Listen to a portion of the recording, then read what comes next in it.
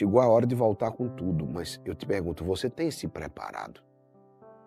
Porque para voltar com tudo, eu preciso primeiro me preparar. Ninguém volta com tudo despreparado. Ninguém volta com tudo sem nada nas mãos. Ontem eu dizia para vocês, Deus sempre dá um jeito, lembrou? Deus sempre dá um jeito. Não importa o tamanho do impedimento, Deus sempre dará um jeito. Isso daqui é muito forte. Mas chegou a hora de quê? De reaparecer. Lembra da palavra que eu dizia? Desapareça e volte preparado. Só que é preciso, tem a hora de desaparecer e tem a hora de voltar. Ninguém desaparece para sempre. Não. Tem o tempo de desaparecer e tem o tempo de voltar.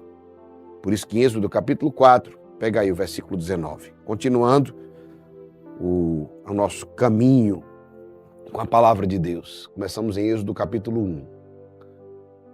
O Senhor disse a Moisés em Madiã, vai, volta ao Egito, porque todos aqueles que atentavam contra a tua vida estão mortos. Moisés tomou consigo sua mulher e seus filhos. Fê-los montar em jumentos e voltou para o Egito. Levava na mão a vara de Deus. Lembra quando Moisés sai do Egito? O faraó, o antigo rei, que já tinha morrido, não é? Preste atenção. Queria matar Moisés.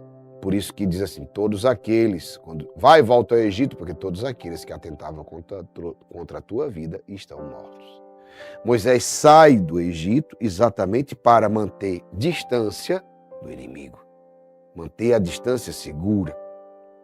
E isso é sabedoria. Quando desaparecemos por um tempo, sabe, a coisa que nos traz mais medo é a volta. Eu vejo pessoas que exatamente fizeram essa experiência quando assim, não, lembra, quando a terra diz, sai do lugar, vá para outro. Agora, uma coisa que gera mais medo é a volta. Aquele frio na barriga. Quantas pessoas exatamente constatam e dizem, rapaz, é um frio na barriga. A vontade de ficar onde está. Mas aqui tá bom. Não é? Não é sobre tá bom. É sobre estar no centro da vontade de Deus. É sobre estar vivendo algo maior, o propósito. Por isso que muitas vezes a gente diz assim, mas aqui tá bom, por que eu tenho que sair daqui que aqui tá bom? É porque eu tenho uma missão a cumprir. Se vocês perceberem nesses 12 dias, no final das contas, a gente sempre fala da nossa missão que precisa ser cumprida. Que isso gera felicidade. Verdadeira felicidade. Agora, gera um frio na barriga. Ah, fato. Vontade de ficar onde está. Medo de enfrentar os antigos inimigos. De confrontar certas pessoas, certos lugares que nós não queremos confrontar porque sofremos naquele lugar. E eu quero te dizer uma palavra. Não tenha medo. Não tenha medo. Quando o Senhor te envia, pega essa palavra. Está com medo? Está com frio na barriga? Está com medo de ver certas pessoas, confrontar certos lugares, antigas coisas, perseguidores até, inimigos até? Não tenha medo. Quando o Senhor te envia, Ele já prepara a tua chegada. Nunca esqueça dessa palavra. Quando o Senhor te envia, Ele já prepara a tua chegada. Disso eu tenho certeza. Quando o Senhor te envia, Ele já prepara a tua chegada. Moisés, os que atentavam contra a sua vida, já tinham morrido. Mas lembre-se de uma coisa. Quando voltar, volte com tudo. Não volte titubeando. Não volte mais ou menos. Não. A palavra poderosa. Não volte mais ou menos. Quando voltar, volte com tudo. Principalmente, traga o que Deus te deu. Porque no tempo que você desaparece e volta preparado, Deus te dá ferramentas. Deus te dá coisa. O que foi que Ele deu a Moisés? Uma vara. Não é?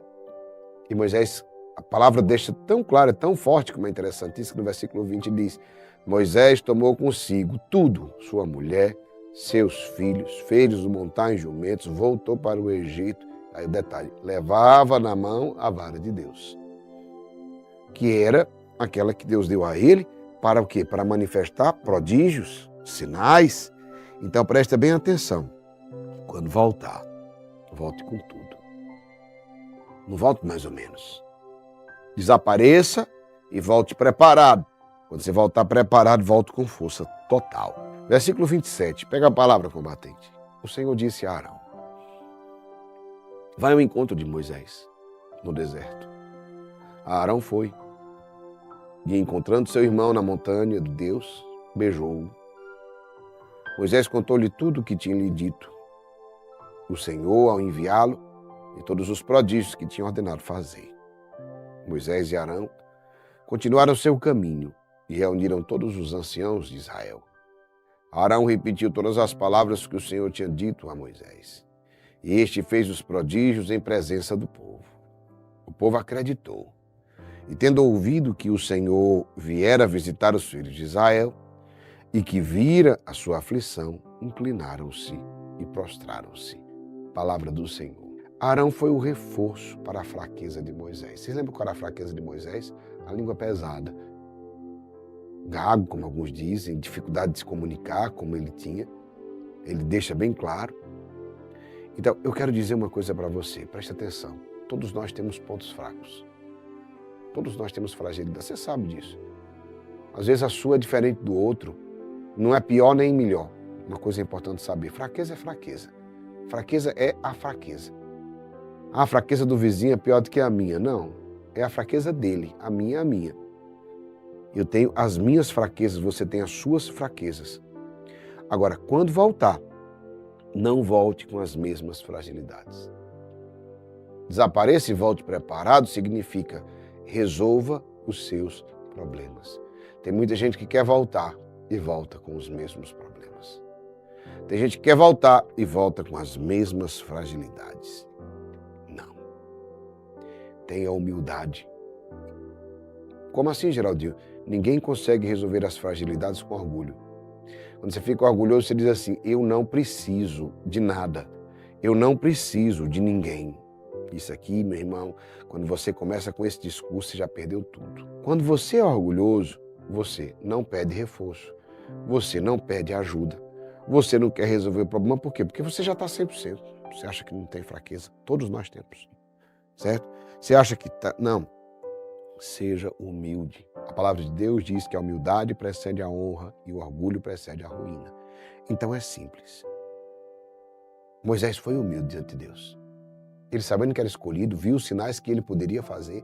Mesmo assim, ele reconhece: Senhor, eu tenho uma fragilidade.